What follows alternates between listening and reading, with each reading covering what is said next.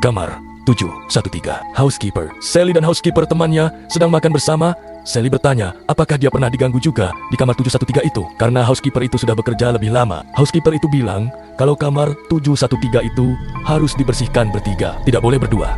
Apalagi sendiri, karena suatu kejadian. Sally bingung, karena biasanya hanya butuh 2 orang housekeeper untuk membersihkan kamar di hotel itu. Tapi ini kenapa harus 3 orang? Housekeeper bercerita, hari itu, dia dan temannya membereskan kamar 713. Saat membuka pintu kamar, rasanya sudah beda.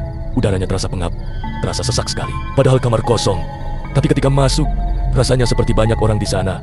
Sesak sekali. Bahkan kamar terasa sangat dingin, padahal AC mati. Tapi 2 housekeeper itu mengabaikannya dan mulai beberes. Saat sudah hampir selesai, temannya Sally itu bilang, kalau dia akan ambil pembersih di troli yang berisi spray dan handuk baru atau kotor. Mereka memang tidak pernah memasukkan troli itu untuk bebersih, supaya kamar tidak sempit. Namun aneh, saat dia keluar tiba-tiba pintu kamar tertutup dengan cara dibanting. Awalnya housekeeper itu pikir, kalau temannya sedang bercanda, maka dia mengetuk pintu kamar 713 itu. Housekeeper itu mengetuk pintu, tapi tak ada jawaban sama sekali. Lama-kelamaan ketukan pintunya semakin cepat.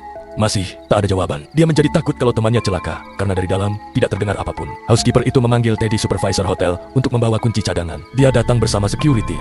Teddy akhirnya membuka pintu itu dengan kunci cadangan. Pintu kamar 713 terbuka. Teddy langsung masuk dan melihat housekeeper yang terjebak itu tidak ada. Lalu Teddy mendobrak pintu kamar mandi. Di sana, dia baru melihat housekeeper sedang bersembunyi di bawah wastafel. Teddy membantu housekeeper itu keluar dari kamar.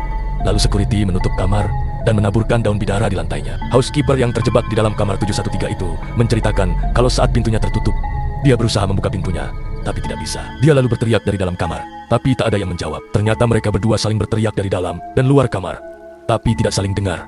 Itu sangat aneh. Housekeeper itu juga bilang kalau tiba-tiba kamar menjadi sangat dingin dan hening. Maka dia berlari ke kamar mandi, mengunci pintunya, dan bersembunyi di bawah wastafel. Saat itu ada yang menggedor pintu kamar mandi dengan sangat kencang.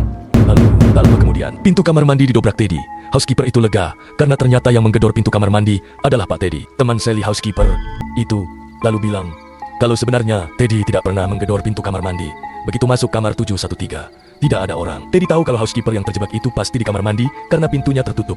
Makanya dia langsung dobrak tanpa menggedornya. Sally terkejut, karena dia paham yang menggedor kamar mandi pastilah setan. Sally lalu bertanya, siapa housekeeper yang terjebak di kamar 713 itu? Tapi temannya bilang, kalau dia sudah resign.